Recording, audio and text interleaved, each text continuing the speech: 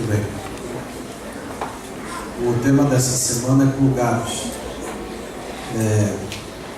Significa ligados, né? Plugue de tomada. Você deve ter visto aí a arte por aí, estava aqui projetada agora há pouco. O que nós queremos discutir essa semana aqui é como é que nós temos que estar ligados a Deus. A gente se liga a muita coisa.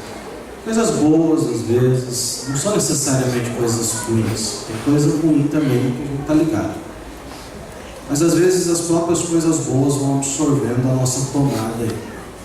A tomada é o seguinte, é quem te dá energia, quem que te motiva, o que é o que te mantém vivo nesse mundo aqui, qual é a sua motivação maior? Essa é a temática geral. Acho que tem uma classe bíblica acontecendo dos juvenis aqui atrás. Se tiver algum juvenil que queira ir para lá, fique à vontade. Abra sua Bíblia comigo, por favor, Daniel capítulo 1. Daniel capítulo 1. Nós vamos começar essa história aqui, vamos até onde for possível. Daniel capítulo 1, verso 1.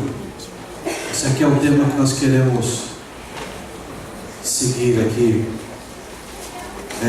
Uma história, ela fala sobre vários tipos de ligação, pessoas ligadas em coisas diferentes aqui, que está acontecendo.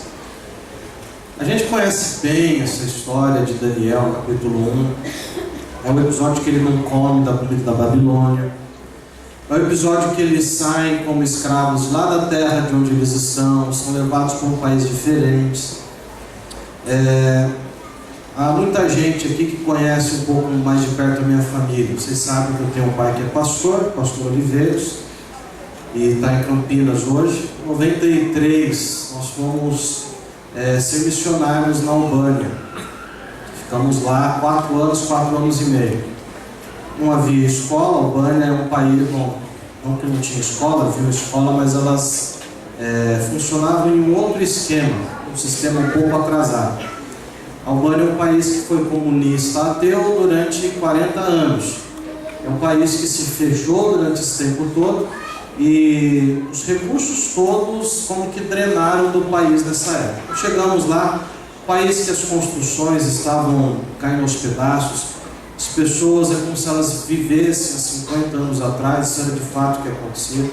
Para você ter uma ideia, ali havia um avião apenas que pousava ali na pista de paralelepípedo daquele aeroporto, e às vezes chegava, tinha que voar 40 minutos para que pudessem tirar ali os que moravam na pista, né? As pessoas que invadiram a pista do aeroporto para morar ali, podiam morar na cabeceira, do lado da cerca, tinham que morar na pista.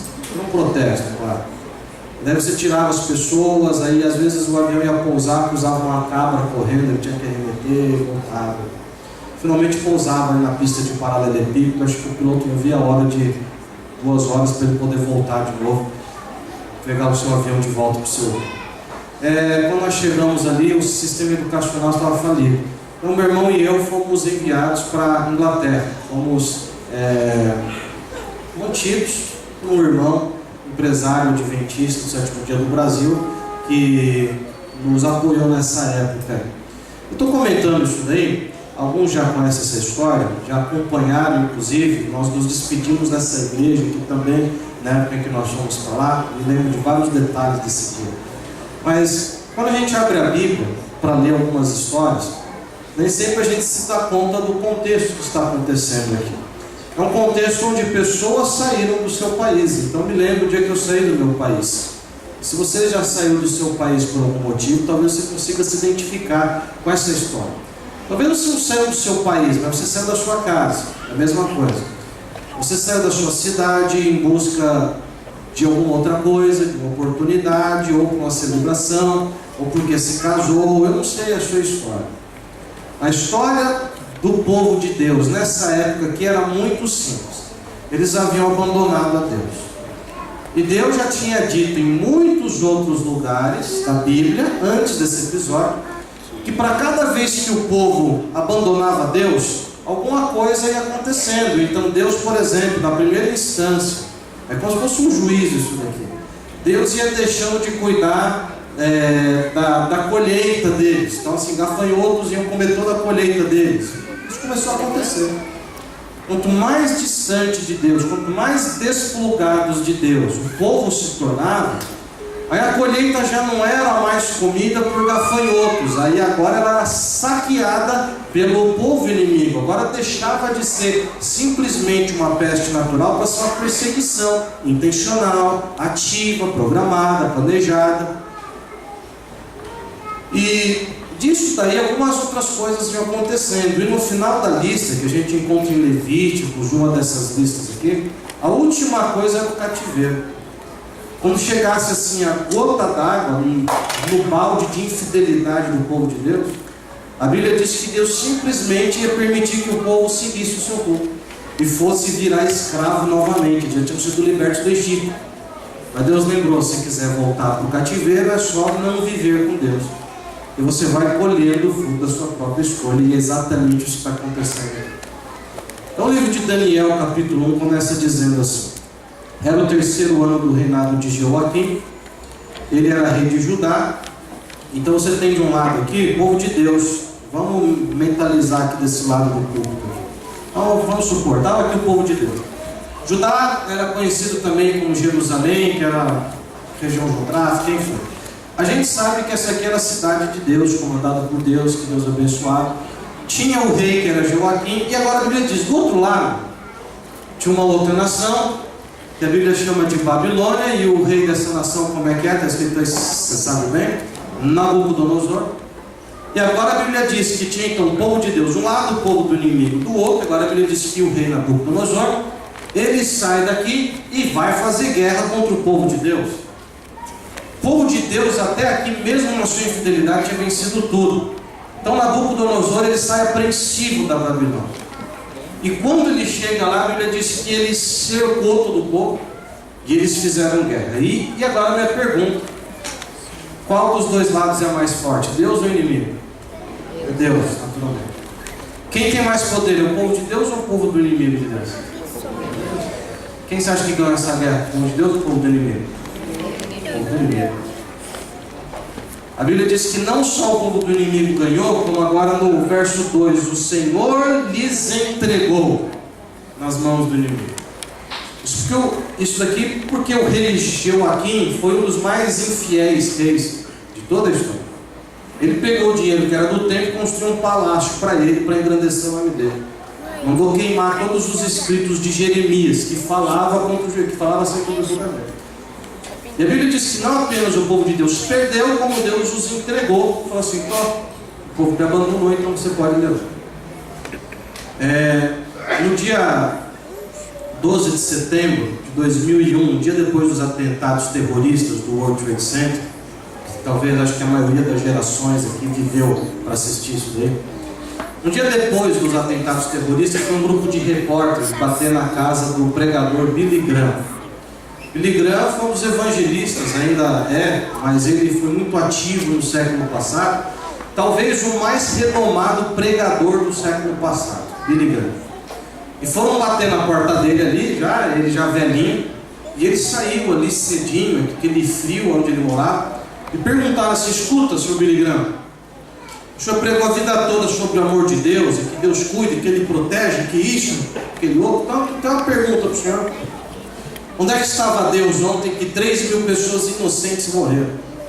E que não tinha nada a ver com essa situação aqui. Se o senhor vive falando de Deus, responda para a gente, por favor, onde é que estava Deus? O Billy Graham, ele coçou a cabeça, pensou um pouco e ele falou o seguinte: meus amigos, eu estou um pouquinho velho, né?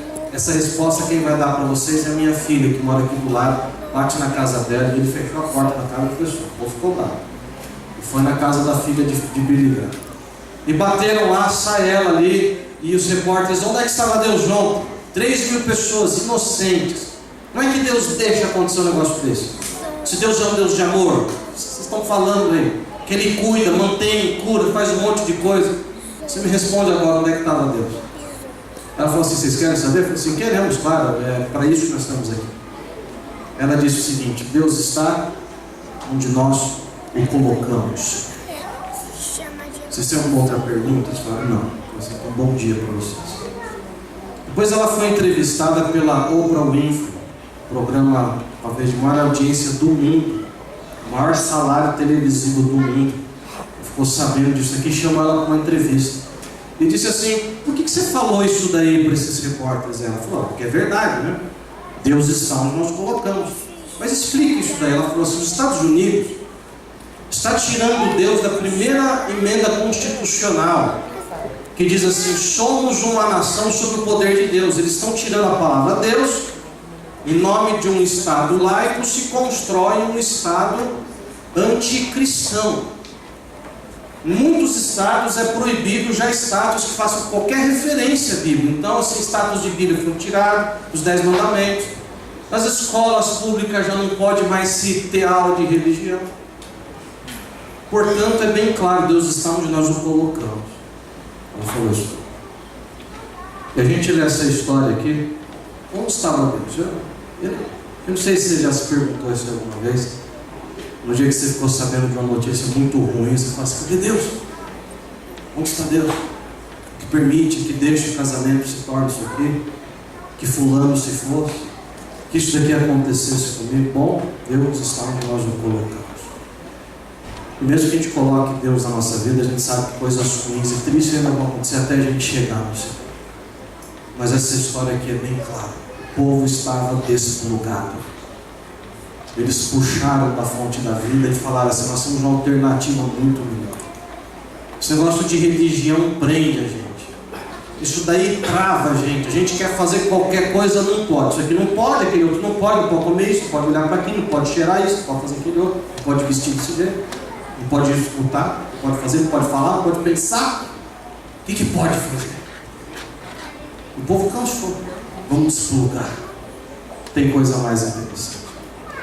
Bom, a Bíblia diz que o povo foi levado cativo agora. A Bíblia não dá os números, mas há historiadores que calculam cerca de 10 mil pessoas foram levadas escravas. 10 mil pessoas. E a Bíblia diz que eles saem então do seu país, eles vão andando, são centenas de quilômetros até a Babilônia. E eles chegam na Babilônia, é um lugar diferente, prédios diferentes, ruas diferentes, pessoas diferentes, cultura diferente, língua diferente. E eles não sabiam falar uma palavra, talvez. Eles estavam ali andando, tudo. A única coisa que eles sabiam é que alguém ia empurrando ele. Vambora, segue lá, vamos andando.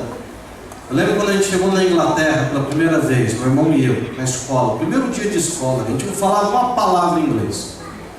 A gente falava o que se aprende, o que se aprendia na terceira série daquela época, quarta série, quinto ano hoje. The book is on the table. Eu falava isso com firmeza, não sabia o que estava falando. Nunca coisa. Outras frases decoradas, né? What's your name? Qual é o seu nome? Então a gente queria saber o nome de todo mundo. Até quem não queria saber, era a frase, era o gancho. What's your name? Eu só falava, my name is. E falava o nome deles. E devolvia a pergunta, what's your name? A gente falava, my name is. Eu descobri que eles não sabiam falar Oliveiros, então eu peguei o nome mais próximo. Falei, my name is Oliver. Agora ficou chique. Todo mundo perguntava, what's your name? Eu falava assim, my name is Oliver. Eles continuavam falando um monte de coisa que eu não entendia nada. E quando eles paravam de falar, eu repetia de novo, my name is Oliver. O pessoal percebeu que a gente não sabia falar nada, eles começaram a zombar da gente em inglês. E a gente, na tentativa de se entrosar, a gente ia concordando com tudo que eles falavam, falando yes, né? Eles falavam, faziam pergunta pra gente, a gente yes. Feliz da vida ali, o povo zombando da gente. Mas a gente se perguntava, é verdade que isso é isso? A gente, yes, todo mundo feliz. Todo mundo ria da gente. Uma vez até a professora deu risada da gente. Falou yes por alguma coisa ali, muito estranho. É claro que em português a gente revidava, né? A gente falava, fiquei sabendo que seu pai, assim, então, yes. Era um negócio bem puro ali, bem legal essa risada. A gente morava no internato naquela época e a escola funciona o dia todo, né? Das 8 da manhã às 4 da tarde. E a gente ia para a escola, saía às 4 da tarde e a rotina era o seguinte, das 4 às 6 eram as únicas 2 horas livres que você tinha e mais nada.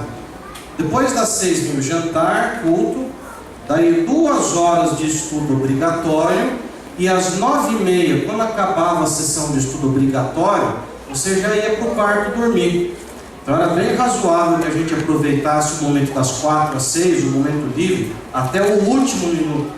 E do jeito que estava, ia jantar, ia para o culto estudar e depois ia dormir. Só ia se arrumar depois na hora que você dormir. Era muito comum a gente ir jantar com roupa de futebol, com barro pelo corpo todo. A gente queria aproveitar. Se fosse sair para tomar banho antes, você perdia meia hora. Eram as únicas 2 horas livres do dia. A gente aproveitava tudo. Ia jantar com grama no cabelo, ia jantar sujo, suado, aquele cheiro de futebol. E era assim mesmo, era todo mundo feliz. E jantava, ia para o culto e daquele jeito ficava no estudo obrigatório, que era no refeitório. 2 horas que a gente tinha que ir fazer lição de casa. E eu já não entendia nada que acontecia na escola, e à noite tinha que ficar 2 horas olhando para a cara do meu irmão. A gente não podia falar, era um clima de biblioteca, um clima de estudo, e eu não via a hora de acabar aquele horário de estudo para a gente poder subir e poder dormir finalmente. Eu fazia qualquer coisa para me envolver em qualquer atividade que não fosse nas 2 horas de estudo obrigatório, porque eu não gostava daquilo ali. Uma vez a gente jogou bola, fomos jantar, fomos para o culto, acabou o culto, começou o estudo obrigatório, a gente com roupa de futebol, daquele jeito que eu descrevi para você. E em um dos dias ali entrou um grupo de alunos no refeitório, que não eram alunos internos, eles só estudavam na escola durante o dia, mas cada um morava na região ali. E esse grupinho entrou, eles começaram a passar de mesa em mesa, iam falando algumas coisas para os alunos que estavam ali sentados. A gente não entendia nada, mas eu comecei a perceber que no final daquilo que eles falavam, eles faziam uma pergunta para quem estava sentado ali. A pergunta era a seguinte: let's go? Eles falavam ali alguma coisa, e no finalzinho, let's go? E daí eu falava assim: opa, let's go, eu sei o que é let's go. O que é let's go? Vamos, você vai? Vamos com a gente? Vamos junto? Falar: opa, esse povo vai para algum lugar. E quem falava que sim, ficava em pé com eles, guardava o material e o grupo ia crescendo. Quem falava que não, ficava sentado.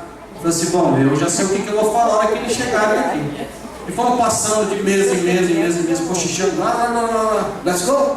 E alguns iam, outros não, chegaram na nossa mesa e falavam, let's go. Eu falei, let's go. O meu irmão, ele falou assim: let's go para onde? Eu falei assim: não interessa, qualquer lugar tira a gente daqui. Ele falou assim: não, mas e se eles forem para algum lugar? Eu falei assim: cara, let's go, e pronto, acabou. Ele foi puxando ele ali, let's go, juntando as coisas, ficando em pé. E o pessoal ali parou, a gente olhou, a gente de cima e embaixo, grama pelo cabelo. A gente tinha um quichute na época, acho que era a última leva. Quem sabe não precisa explicar, quem não sabe não adianta explicar. Quichute é quichute. O meu era do Rambo, o meu irmão era do He-Man. Aquele cadarço de 2 metros que você dava a volta no... Lembra? Era assim. Ou na canela ou no próprio tênis, né? Tinha as travas ali que permitiam. Enfim, estavam daquele jeito. O pessoal olhou a gente de cima e embaixo, perguntou de nós: let's go? Como que vocês vão desse jeito? Eu falei: claro que a gente vai, let's go! Eu peguei e falei: pô, pessoal, let's go, vambora. Que isso, vambora, tá demorando já. Let's go. E o grupo saiu e por onde eles iam a gente ia atrás. O povo entrou em uma portinha, fomos juntos, fecharam a porta, aí viraram no corredor, a gente ia junto, ninguém sabia do nome. E daí abriram a porta que estava para o estacionamento e a van do colégio parada ali, o micro-ônibus aberto, partida já dada. Todo mundo começou a entrar, eu olhei pro meu irmão e falei: let's go, vamos embora. E entraram os dois do fundo ali do micro-ônibus. E o ônibus andava, chegou, parou em lugar, e a gente ali conhecendo o pessoal, interagindo, mas nem visão, brincando com o outro. Quando de repente o ônibus parou e a gente olhou assim: onde que nós estamos? E eu comecei a reparar que era todo mundo bem arrumadinho. A gente com banho tomado, um outro com gravata, as meninas com chapinha. Falei: gente, coisa séria, com chapinha.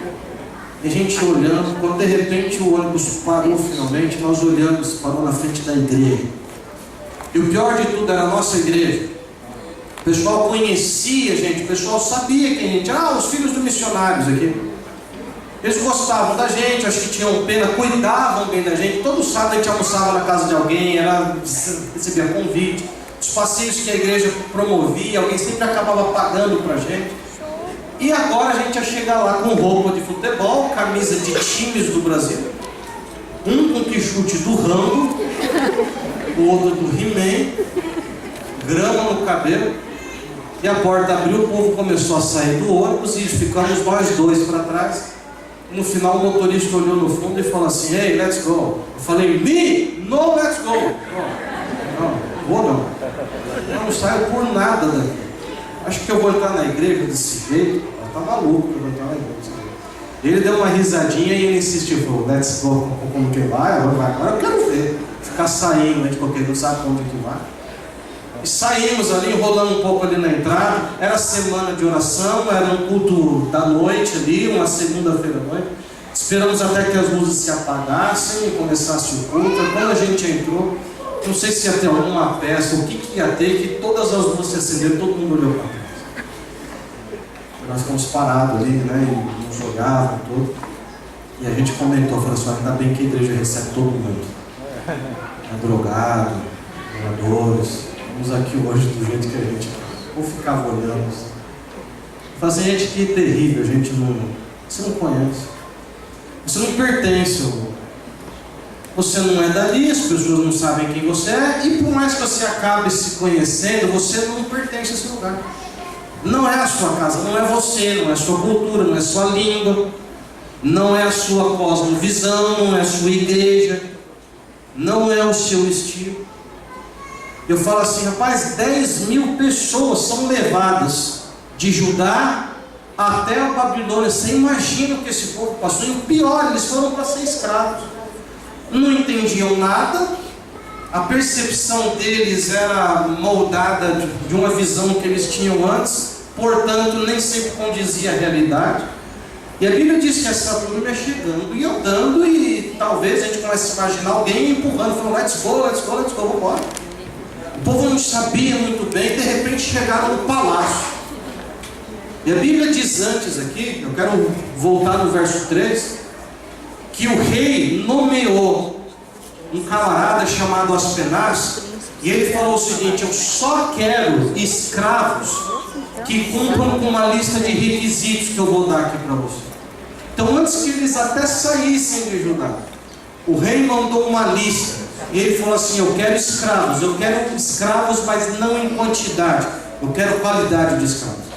Ele falou assim, versículo 4 aqui: eu quero jovens sem nenhum defeito, de boa aparência, instruídos em toda sabedoria, douto em ciência, versado no conhecimento, e que sejam competentes para assistirem no meu palácio. Eles vão morar comigo. Aspenaz, ele deve ter olhado essa lista aqui: jovem, sem nenhum defeito, de boa aparência, douto em ciência, versado no conhecimento. Em outras palavras, ali é o seguinte: eles têm que ser jovens. Se tiver um fio de cabelo branco, você mata e deixa lá. Não quer. O rei exige. Eles têm que ser bonitos. Se eles forem bonitinho, mata e deixa lá. Tem que ser bonito, de boa aparência, tem que representar. Eles têm que ser perfeitos. Se tiver um dente biturado, mata e queima e deixa lá. Não quero. Tem que ser perfeito. Inteligente. Se eles tiverem um 9 no currículo, também mata. Queima eles, queima o currículo, queima tudo. Não quero. Quero os melhores. Bonitos. A quinta série tinha uma expressão. As meninas chamavam os meninos. Eu ouvi isso daqui no outro sermão, achei legal, acabei incorporando isso aqui. Aconteceu comigo, né? As meninas, quando tinham um rapaz bonito na escola, chamavam ele de pão. Você lembra disso? É velho, hein? Então, cuidado. Faz tempo. Gatinho. Elas, eu não sei porquê, sei lá, fofinho, crocante e tal. Pão hoje seria uma coisa mais cheinha, né? Não, hoje é gato, né? Nunca entendi isso. Gato, mas... Essas coisas vão mudando. Acho que elas descobriram que o pão no dia seguinte já está encolorado, não serve para nada. Não. A gente não quer homem desse jeito. Então mudou. Quando o menino era bonito, simpático, inteligente, elas não chamavam mais de pão, começaram a chamar de gato. É uma expressão que até hoje ainda existe, mas nessa época que foi o auge do gato. A menina chamava de gato, o rapaz era muito mais do que um gato, era quase que um tigre, praticamente. Algumas até olhavam de longe para isso. rolava um negócio assim, uns visuais assim, que elas faziam. De gato virou, acho que filé, eu não sei, olha aquele filézão. E quem ouvia e não entendia, a gente imaginava um filé andando, gente bizarro, né? Cada expressão que vai surgindo dos jovens daquela época. Isso daí vira sarado depois, eu não sei onde foi parar isso. Mas eu me lembro que, quando eu ouvi essa historinha aqui que eu achei interessante, eu contei numa escola, 2007, ou 2006, na saída ali da capela, uma menina me procurou, falou, pastor, o senhor está velho, pastor? O senhor está tão velho que o senhor não teria sido levado como escravo, e o rei ia ter matado o senhor. Eu falei, por quê? Que isso, que absurdo. Eu falei, que coisa de pão, gato, filé, salado, quem que ouviu isso aí? Para de contar, para de pagar mico. Eu falei, você Eu falei, o que vocês estão usando hoje? Né? Fiquei curioso nesse mundo. Isso em 2006, portanto já uma expressão obsoleta, mas foi a última vez que eu me atualizei no assunto. Ela falou assim, pastor, quando o menino é inteligente, bonito, simpático, a gente diz que ele é tudo de bom. Tudo de bom? É TDB. Na época tinha assim, TDB. Eu falei assim, mas não faz sentido. Tudo de bom a gente fala quando a gente vai embora aquele dia. Ele fala assim, tchau, tudo de bom. Ao que a pessoa responde, para você também, tudo de bom. Ela falou assim, não pastor, mas não é tudo de bom, tudo de bom. É tudo de bom, tudo de bom, não, TDB. Eu falei assim, o que é TDB? Ela falou, tudo de bom, pastor. Eu falei, tudo de bom para você. Tudo bom. Então chega o rei e ele fala assim, eu quero escravos TDB. Se fosse em 2006, hoje eu não vou nem perguntar. Desisti de acompanhar essas coisas. E as penas conseguem 10 mil. Pensa aqui comigo, meninas, 10 mil jovens, tudo de bom, não tinha um defeito, esses meninos de cima e embaixo. E a Bíblia diz que eles chegam agora na Babilônia, tudo diferente, alguém empurrando eles. Eu quero só abrir um parênteses aqui. O rei disse o seguinte, eu quero jovens. Por que ele não pediu outra geração? Algumas pessoas elas falam assim, não, os jovens eles são mais fortes. Não são. Não são. O veterano ele é forte igualmente. Aliás, ele acorda cedo e ele vai dormir tarde se ele precisar. Pede para um jovem ficar acordando cedo. Ele até acorda, mas ele acorda mais molengo.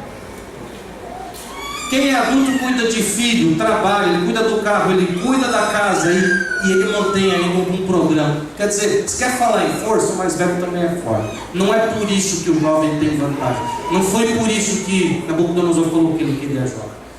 A diferença de um jovem, para quem já viveu mais, é que o jovem ele consegue sonhar e acreditar em coisas que o adulto já não acredita mais. O jovem não está corrompido com o sistema. O jovem ele acorda sonhando com um país melhor. O adulto ele olha a manifestação e ele fala assim, isso daí eu já tentei na minha época, isso daí não está certo. Ele não acredita em mudança. Ou ele demora mais para aceitar qualquer tipo de mudança. E o rei Nabucodonosor foi um dos reis mais inteligentes que passou por esse mundo. Ele falou o seguinte, eu quero um reino diferente.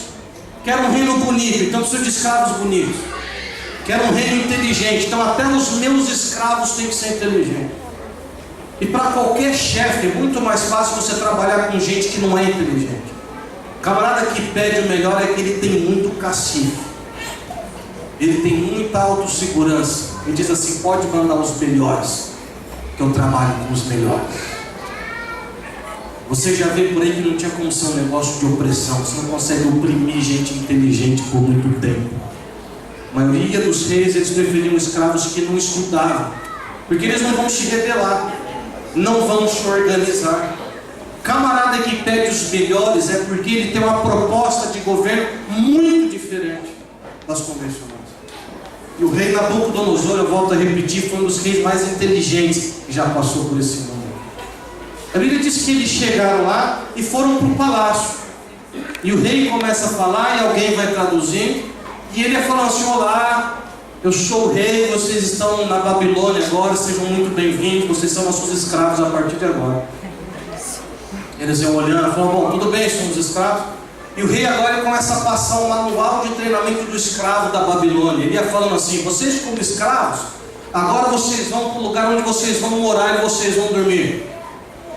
Eles imaginando, falaram, bom, é a senzala, né? Um buraco no chão, sujo, com piolho, coisa úmida. O rei disse, não, aqui na Babilônia as coisas são diferentes. Vocês vão morar no palácio. Vocês vão ter o quarto de vocês, a suíte, um banheiro de hidromassagem, TV de LED, um computador que vocês quiserem, um PlayStation 5. Mentira. Net combo para todo mundo. Me prometeu. Se fosse hoje. Os escravos, eles iam olhando assim, mas como assim escravo vai morar no palácio? Será que o tradutor está passando direitinho? Eles falam assim, não, deixa rolar aí, vamos ver onde vai chegar esse negócio. E o rei, let's go. E o rei disse, agora nós vamos comer. Os escravos pensando, bom, comida de escravo, pelo menos de acordo com a história do Brasil, era o resto que nem os animais comiam. É a orelha disso, rabo daquele, focinho, pato. E daí o rei dizia, mas aqui na Babilônia é diferente, vocês vão comer o que eu como. Os escravos começaram a se olhar assim e falar assim, gente, é isso que é ser escravo na Babilônia? Vai morar no palácio, vai comer a comida do rei, o que mais, rei? O rei ia falar o seguinte, tem mais, aqui vocês podem tudo. Isso aqui é um reino baseado em liberdade. Tudo aquilo que você quis fazer e não podia fazer, aqui você pode. Eles começaram a olhar assim e a pensar, falar assim, gente, se eu soubesse que era assim, eu tinha vindo antes de ser escravo na Babilônia. Vou comer bem, eu vou viver bem, eu vou dormir bem, eu vou ter um status.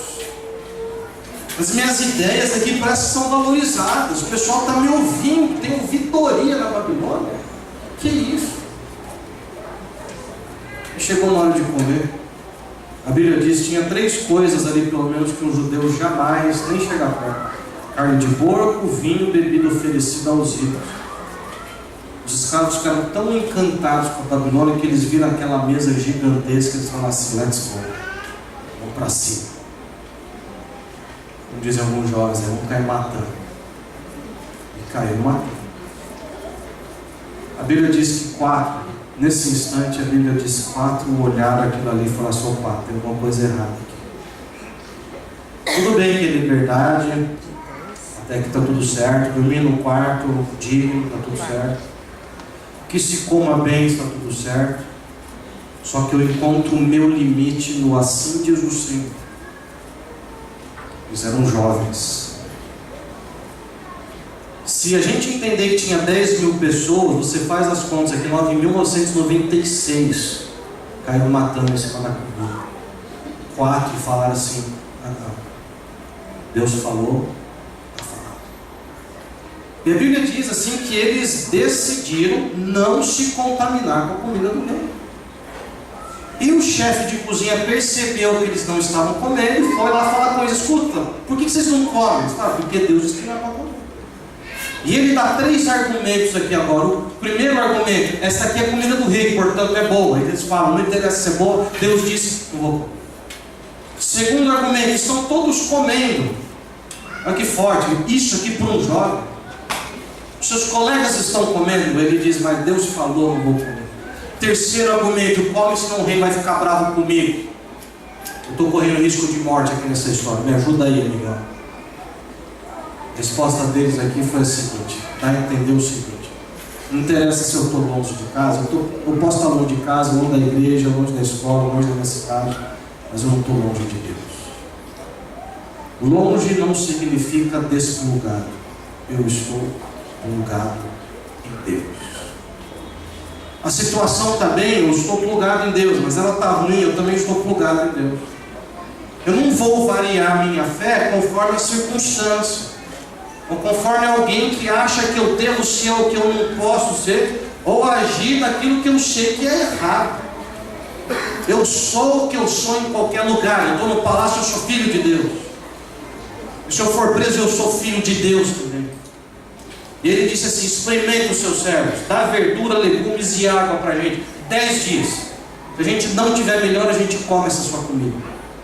E a Bíblia diz que o chefe disse, tudo bem, legume, verdura, água, comer. 10 dias eles estavam melhor do que os outros 4.996. O que o chefe de cozinha fez? Ele falou assim: agora todo mundo só vai comer verdura, legumes e carne. E os 9.996 olharam para os corpos. Assim, que vocês têm que abrir a boca, seus crentes, seus bitolados, alienados, exclusivistas, querendo se aparecer. E a perseguição que antes era externa, de fora para dentro, agora começou a surgir de dentro. Você vê como o diabo quer pegar um jovem.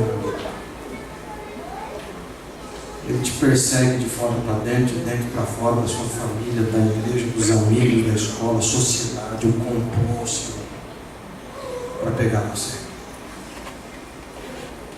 A Bíblia diz que os 4 falaram assim. Há mais 2 coisas aqui só que eu quero dizer antes da gente encerrar. Versículo 6 e 7.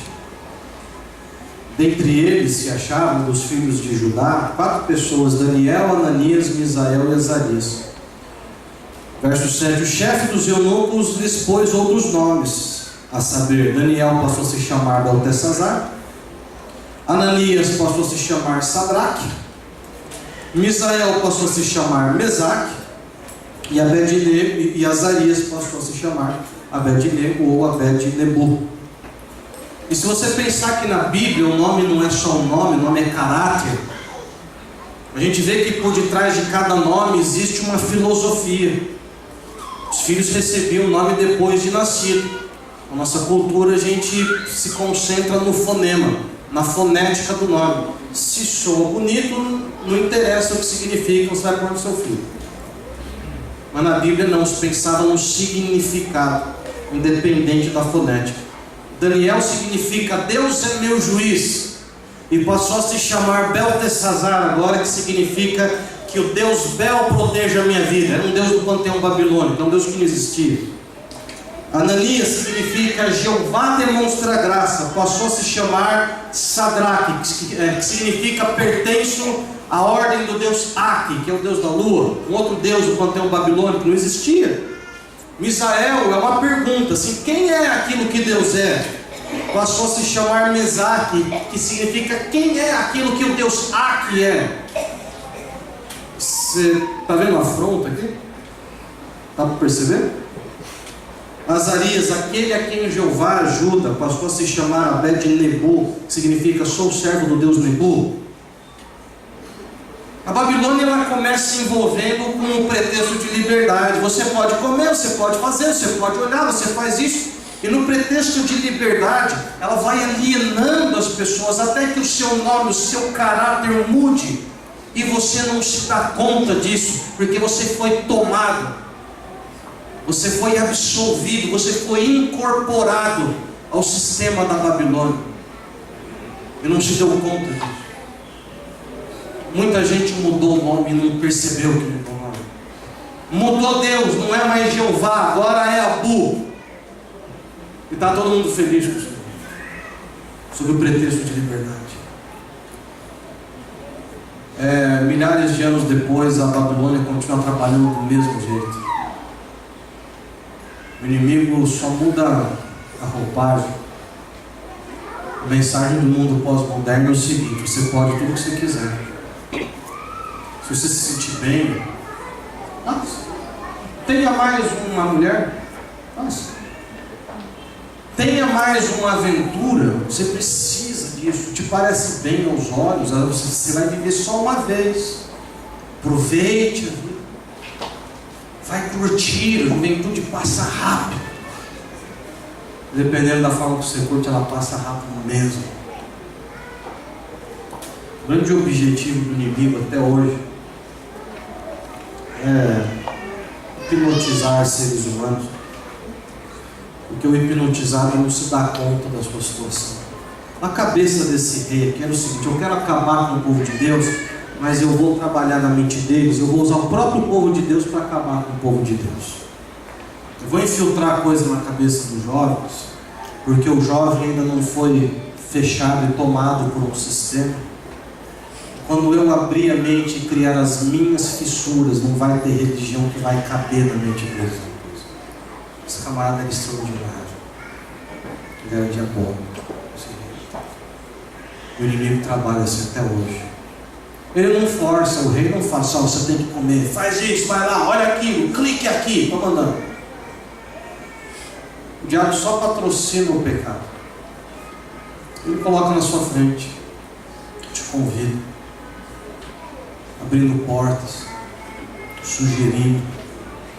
Quando você menos percebe, ele te desconectou, desmudou. Você perdeu o contato com a fonte da vida. Mas que nem aqueles bonequinhos que às vezes você puxa da tomada, eles ainda se mexem por alguns segundos, né? Para. A gente acha que porque desconectou e continuou mexendo, está tudo certo. O hipnotizado não se dá conta de que está hipnotizado. O morto não se dá conta de que morreu. Quem desmaiou não percebe que desmaiou. Quem dorme não sabe. O último verso desse capítulo, eu vou terminar aqui. 3 anos depois, verso 20, toda a matéria de sabedoria, de inteligência sobre o que os reis fez perguntas, achou 10 vezes mais doutos do que todos os magos e encantadores que haviam em todo o seu reino. 3 anos se passaram, 9.996 jovens se adaptaram à Babilônia, os 4 não incorporaram o seu sistema. A Bíblia diz que depois de 3 anos chega a hora da prova e o próprio rei entrevista um por um. E ele descobre que esses 4, que eram muito mais, 10 vezes mais, não só mais do que os 9.996, mas qualquer mago e encantador de todo o seu reino. Que essa altura aqui era 90% do mundo conhecido até então. A Bíblia diz aqui que não tinha mais gente inteligente que esses 4, inclusive o próprio rei Nabucodonosor. Ele diz assim, eram 10 vezes mais. É isso que Deus quer fazer com você, meu irmão. 10 vezes mais feliz. 10 vezes mais no casamento que dá certo. 10 vezes mais sucesso no seu trabalho. Ser um jovem 10 vezes mais útil para a sua comunidade. Mas você não pode deixar que a Babilônia entre você. O discurso dos 4 aqui era o seguinte: eu estou na Babilônia, mas eu não estou na Babilônia. Estou na Babilônia, mas ela não está em mim. Tem muita gente que está plugado hoje na Babilônia. Está vivendo como um típico babilônico. Como é que a gente sabe disso? Bom, as suas ideias são babilônicas. Os meus costumes são babilônicos. As nossas atitudes são babilônicas. Deus não está pedindo que você se aliene da Babilônia. Deus não quer criar um grupo de monges exclusivistas, gente que se retira. Até porque não foi isso que Jesus fez. Mas nessa luta entre você e a Babilônia, você tem que se perguntar quem é que está influenciando quem aqui. Quem é que está plugado em quem? João escreve, 1 João capítulo 2, verso 15, 16 e 17. Não ameis o mundo, nem as coisas que há no mundo. Se alguém amar o mundo, o amor do Pai não está nele. Aí ele diz assim: pois tudo que há no mundo, a concupiscência da carne, a concupiscência dos olhos, é soberba da vida, não procedem de Deus, mas procedem do mundo. Daí ele diz no verso 17: ora, o mundo passa, bem como a sua concupiscência. Aquele, porém, que faz a vontade de Deus, permanece em paz. A última informação do capítulo é que o rei morreu, a Babilônia passou, e Daniel viveu até o 1º ano do rei Ciro. Quer dizer, a Babilônia passou, foi embora, Daniel permaneceu. A mensagem aqui é a seguinte: quem tiver plugado, Deus vai viver para ver o próximo reino chegar. E vai entrar como súdito nesse reino. Foi isso que aconteceu. Não, meu mundo. Essa semana aqui nós vamos falar sobre estar no mundo, mas não deixar que o mundo esteja na gente.